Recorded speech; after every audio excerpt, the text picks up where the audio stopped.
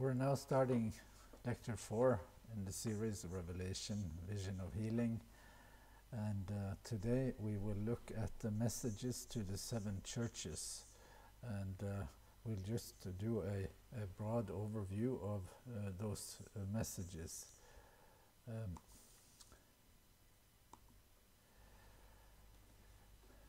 John is writing to the churches. I was in the Spirit on the Lord's day, and I heard behind me a loud voice like a trumpet saying, "Write in a book what you see, and send it to the 7 churches, to Ephesus, to Smyrna, to Pergamum, to Thyatira, to Sardis, to Philadelphia, and to Laodicea."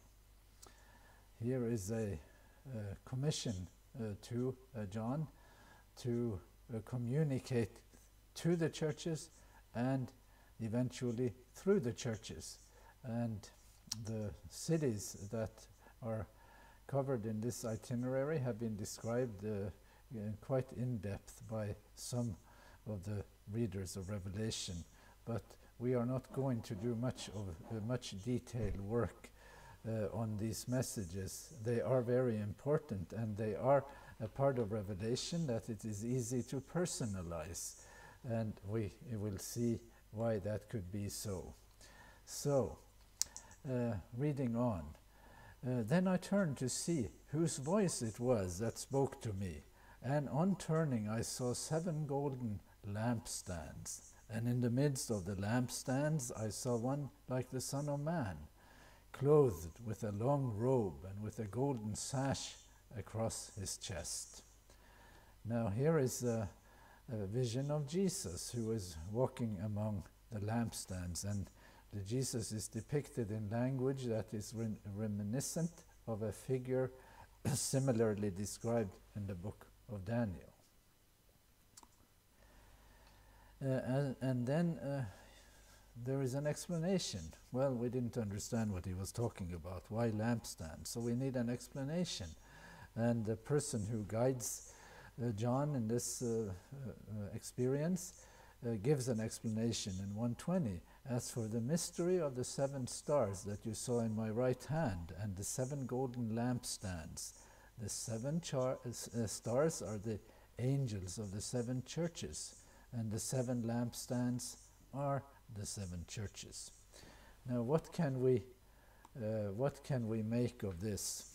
There are 7 churches, 7 messages, and as all readers of this book have shown, there is a pattern to these messages. There is a "to whom," to the angel of the church, write. There is a "from whom," and the "from whom" is a description of Christ, of Jesus, using images from chapter 1, from the initial presentation of Jesus, where he is in some ways represented as the Son of Man from the book of Daniel, and another vision in the book of Daniel. And then there is what you might call an audit. There is a main body in the language, in the messages to the 7 churches. There is a kind of diagnostic. What is good? What isn't so good? And then there is counsel. There is a prescription, sticking to medical term, a diagnosis, and then a prescription, a recommendation. And then there is a call, and there is a call to understanding, to perceiving, to discerning. The one who has an ear, let him hear what the Spirit says to the churches. And then to all the churches there is a promise, an incentive, as it were, to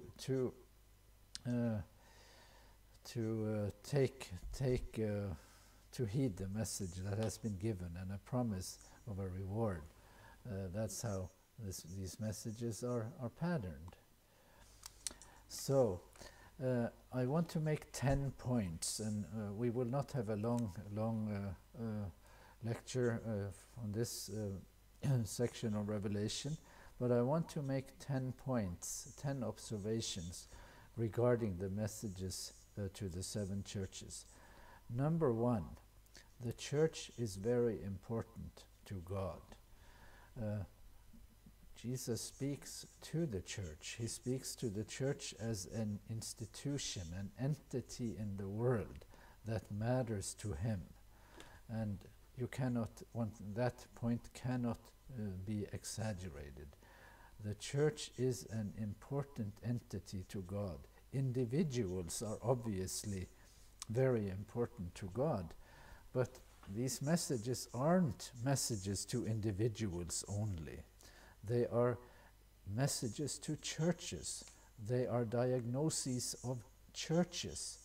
And so it lifts the prestige of the church, what we see here in these messages. Number 2, the lampstand. Revelation symbol for the church means that the church is defined from the point of view of its mission. So here is a missionary perspective. The church has a role to play in the world. How is the church defined? How is it represented here? It is represented as a missionary entity, and that cannot be, the importance of that cannot be exaggerated either, and needs to be thought of in our time, because churches might just seem to exist for other reasons than mission, and that is not so in the book of Revelation. And number 3, the divine audit has the mission of the church as its point of reference. So here is, some problems with regard to the church's mission that will be dealt with in the audit that we see. And I do invite you to read all the messages to the 7 churches in Revelation 2 and 3, and to see what you think the audit says about each respective church. Number 4, the church holds its privilege in trust. The privilege can be rescinded or transferred. That is explicit in the messages to the 7 churches. There is no idea there that whatever you do, it's just fine. And there is actually to one of the churches, if you do not heed the message, I will come and remove the lampstand. So this is a privilege held in trust, and not something that is open-ended and indefinite and sort of cannot be squandered. Number 5, while each church has a certain character, all things are not equal within the respective churches. They are very different, these churches. Their setting is different, their state is different, and if we think of these churches as actual churches in Asia Minor at the time of John, and there is really no reason why we shouldn't think of it as that.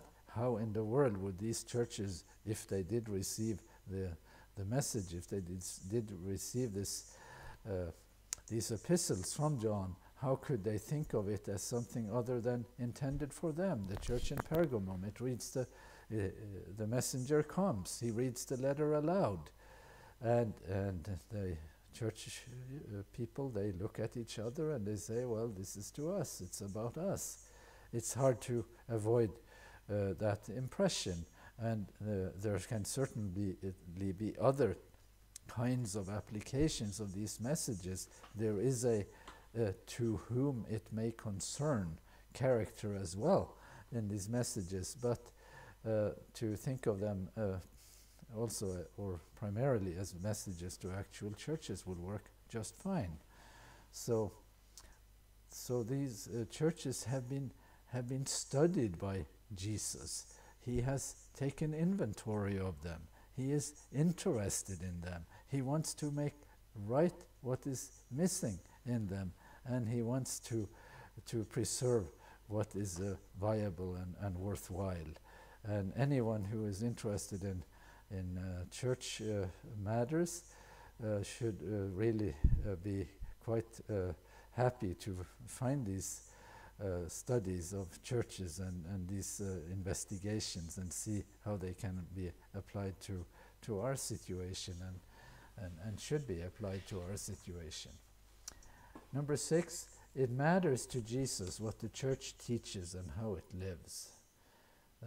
That is quite clear here, very emphatically clear as you read through these messages. Number 7, some churches in Revelation are persecuted, some are prosperous. They are not all alike. That is just emphasizing point 6 or broadening that point, specifying it. They are not all alike, and that is interesting too, that there was diversity in the Roman world in Asia Minor at that time, and something can be made of that as well. And of course that kind of diversity makes it more easy for these churches to seem representative of churches in other times and places that might find points of overlap or points that seem to speak to them in a particular way. Then number 8, the audit is honest but not unkind. It is unsentimental but not cynical. It is not harsh. There is an earnestness about it. There is not beating about the bush exactly. I know your works. You are not hot or cold. I wish you were hot or cold. That's the message to the last of the churches. So it is forthright, but it is a kind honesty that you find in these messages. And then number 9, the church is under pressure from culture. At least one church is a mirror image of the culture in which it lives. That church is the last of the 7 churches, the church in a city called Laodicea. That church is taking on the characteristics of its culture. And I wish to look specifically at that one church, and I ask your forgiveness for not doing each of the churches, but we would have to spend a full hour on each of the churches if we were to do justice to them, and we would just do a sampling here of one of the churches, and it will be the last one. So here is the audit in the book of Revelation, the audit, the divine audit of the last of the 7 churches. And to the angel in the of the church in Laodicea write, the words of the Amen, the faithful and true witness, the origin of God's creation. I know your works. You are neither cold nor hot. I wish that you were either cold or hot. So, because you are lukewarm and neither cold nor hot, I am about to spit you out of my mouth. A couple of observations about the text here. The knowledge that God has of the church, that Jesus has of the church, the evidence for his assessment, and then the kind of Old Testament way of talking here, the Old Testament language. It's quite repetitive. You are neither cold nor hot. I wish you were either cold or hot, because you are neither cold or hot, and so on. That, repeating that, it seems a little unnecessary to us. We try to avoid repetition in English, but in the kind of Semitic diction that you have in the book of Revelation, they like the Semitic style. Semitic diction likes repetition. It sort of finds enhancement in these repetitions, and this is quite characteristic. And then there is that wish. If you were hot, that would be much better. If you were cold, it is would also be better. But you're in between. You're neither this nor that, and that is offensive to Jesus.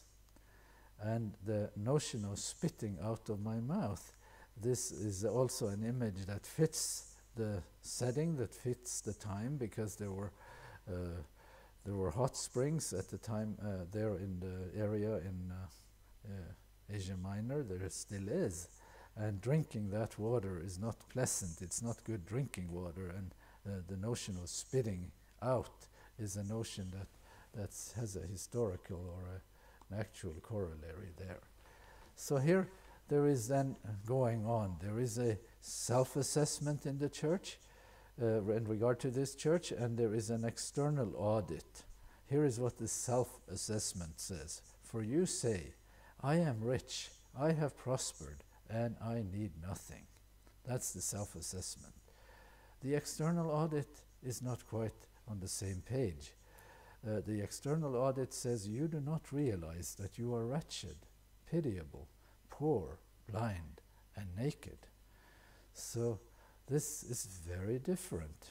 And in medicine, in psychiatry especially, there is a notion of mental health, and there is a sort of criterion for mental health.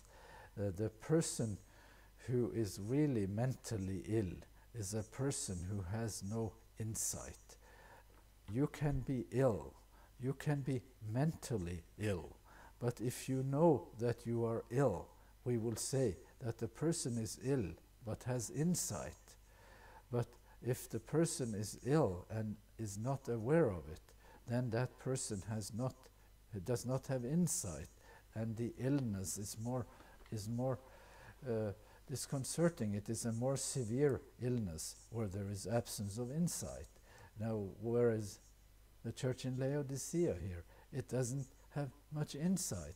It doesn't have much its introspection is not really there. I am rich, I have prospered, and I need nothing. And then the external audit. Quite a discrepancy there, and quite a problem to bridge that gap between the self-understanding and the actual more what you might call the objective audit. Now, historians have actually done some footwork in these cities. Much has been written. There are several doctoral dissertations written about the 7 churches, trying to dig out as much background knowledge about these churches as one can. And Laodicea is a particularly fascinating case in that respect, because Laodicea had significant assets. It was known for its textile industry. Here is one source from the Roman historian Tacitus. Among the various garments woven, that is not from Tacitus, that is really a quotation I have taken from a commentary. I will give you the source in a moment. But among the various garments woven in Laodicea was a tunic called trimita. So widely known was this tunic that the Council of Chalcedon in AD 451 was called trimitaria. So it means that everybody was dressed in clothes that originated in Laodicea. They kind of had a corner on the textile market, in clothing market in Roman times, and you could find an analogy here. I suppose, what would it be? Blue jeans, some sort of garment that is very characteristic. That would be an example of how American clothing standards have conquered the world in a way. And then there is wealth, and this one is from Tacitus, who writes about Laodicea. It had experienced an earthquake in the 1st century, and he says that Laodicea arose from the ruins by the strength of her own resources and with no help from us. So they could do it on their own. They didn't need any kind of arm to lean on, and they did not appeal to the central government for resources. They just fixed it themselves. It was an example of self-sufficiency, financial self-sufficiency. Going on further on Laodicea's assets, it was known as a center of healing. Laodicea was widely known for its medical school. So it was a city where the brand, the Laodicean brand, had healing on the agenda. And it had some particularly well-known healing remedies. Two of the most famous were an ointment from spice, nard, for the ears, and an eye salve made from Phrygian powder mixed with oil. This is all, some of these quotations are from Robert Mounds, his nice and user-friendly commentary on the Book of Revelation. So here we have an ear remedy and an eye remedy, and these are images that are resonant in Revelation, because Revelation wants us to hear and Revelation wants us to see. And Laodicea is actually selling stuff that help people hear and see. So this is really becoming quite fascinating. The plot thickens, and for those of us who work in the medical field and who have committed to a vocation in the healing arts, this should also interest us to some extent, shouldn't it? So what are the results of the audit, of the divine audit of the Church of Laodicea? Well, there is an enormous discrepancy between the self-assessment and the external audit. Just completely opposite directions. No common ground at all. And what is it? More specifically, the audit finds the church lacking precisely on the points that the self-assessment define as its main assets. It's not like, well, you know, you have, it's not like the external audit says, well, you know, I acknowledge that you have something good, but here is what you lack. That's not what the external audit is saying.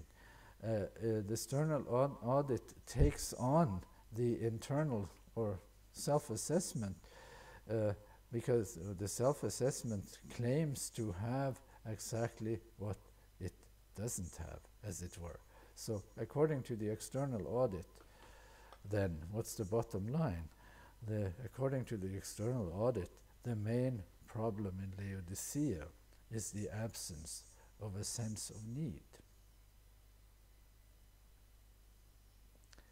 Something to think about there. Something to think about there, about it, and we could do it as a sort of, try it out as a diagnostic on an individual level. Try it out as a diagnostic on a communal level. Try it out as a diagnostic on a cultural level, on a national level. So what is it? What are we saying as a nation? What are we saying as a culture?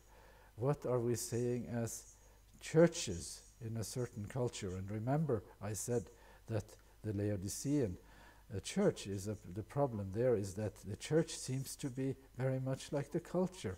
As the city goes, so goes the church, and so on. So we could try this out, and I think in one of our exercises here, in our interactive exercise, I will make a question or two about that we can discuss this part of the message to the Laodicean.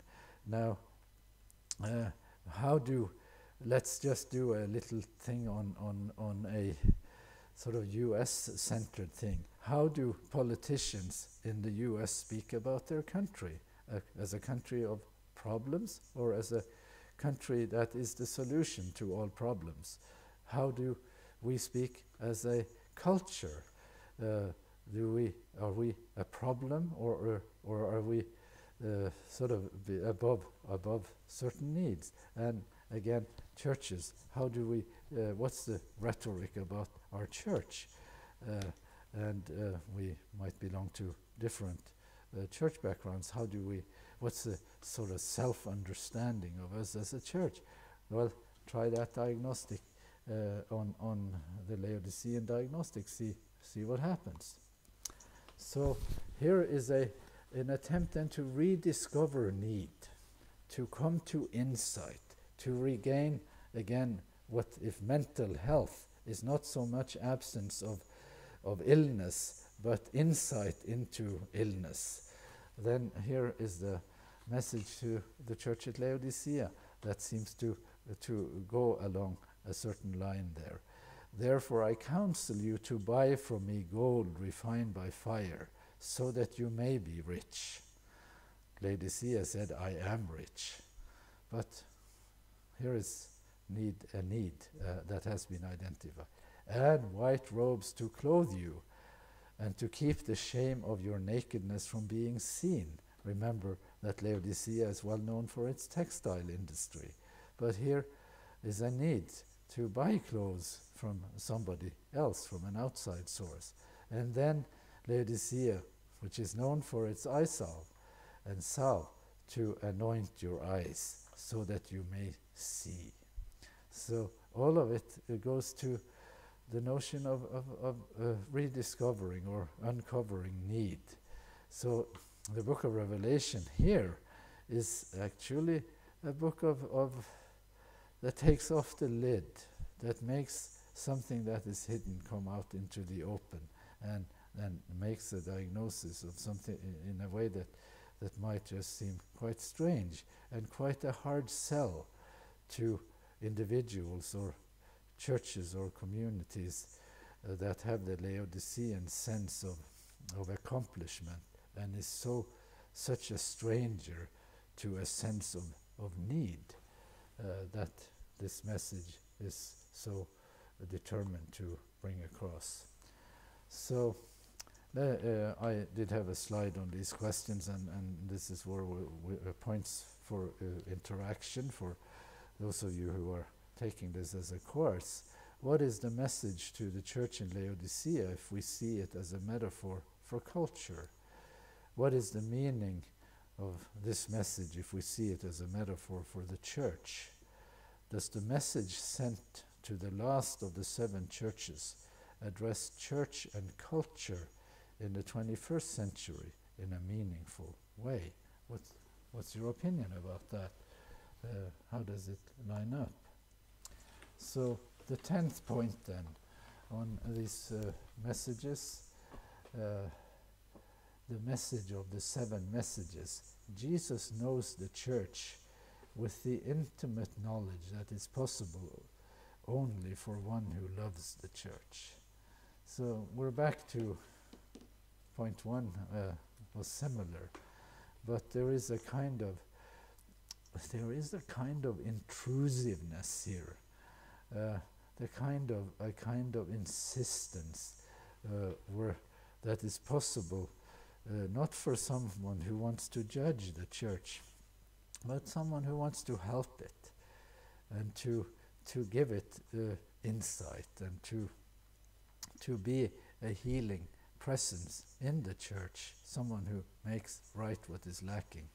At the beginning of the 7 messages, the church is audited with regard to its mission.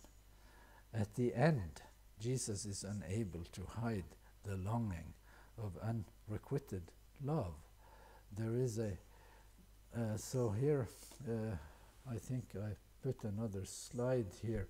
Yes, there is a body language here of unrequited love, of love that isn't returned, where Jesus is a relentless lover of the churches, but when he has to explain it, he must make it clear that he doesn't mean to offend. Those whom I love, I rebuke and discipline. So be earnest and repent.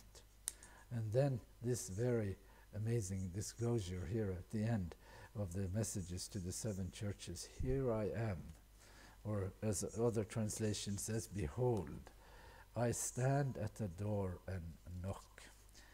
The tense in Greek here is the perfect tense, and the perfect tense is a kind of summary, a sort of a comprehensive view of the entire verbal action.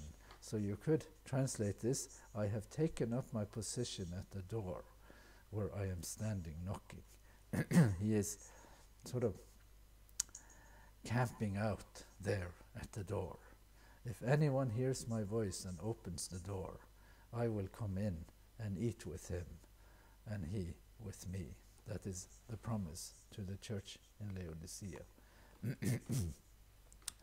Now, I did say in lecture 3 that I wanted to make a point on authorship, which will be very brief, at least at this juncture. John introduces himself in Revelation as a known person, I, John. And who was he? Is he the disciple, the beloved disciple of the Gospel of John? That's what tradition has tended to believe. But scholars have been skeptical of that claim because the language of the book of Revelation is very different from the language of the Gospel of John. But it isn't always different. Sometimes there are kind of giveaways, sort of echoes, or a certain speaking style where the voice of Jesus in the Gospel of John or the voice of Jesus in the book of Revelation sounds very much like the voice of Jesus in the Gospel of John. And the point of the Johannine diction in this book is a point on a sense of reciprocity, or on a sense of you with me and I with you, I in you, you in me. Listen to this, Revelation 3:20. If anyone hears my voice and opens the door, I will come in and eat with him and he with me. See the reciprocity there. So here is the Gospel of John, John 14:23. If anyone loves me, he will obey my teaching. My Father will love him, and we will come and make our home with him. This with, being with somebody, which is so prominent in both of these texts. And then look at this one, John 17:22, very similar to Revelation 3:20. I have given them the glory that you gave me, that they may be one as we are one, I in them, and you in me. Revelation said, I will come in and eat with him, and he with me. That is so characteristic. That is really Johannine diction in Revelation, and could be seen as a kind of where the author betrays his identity to some extent in a way that would support the claim that the book of Revelation, though it is written in very different language from the Gospel of John, sometimes is actually very similar. I've given you an example here. You will have to put that in perspective. So here then there is a connection between intimacy with Jesus and mission. I said at the beginning that the 7 churches are represented from the point of view of its mission, like a lampstand, a lighthouse, a source of illumination in the world. It is meant to be the sort of gateway of God to the world. It is supposed to represent God to the world. That is the purpose of the church. It is not just to be there and sort of turn in on itself and feel good about itself and so on. But there is a close connection in Revelation and the messages to the 7 churches between intimacy with God and mission. There is a close connection between integrity and mission, in authenticity and mission, as others in my own faith community have pointed out. And that's That's a very characteristic thing there. It is like one cannot do mission without the intimacy.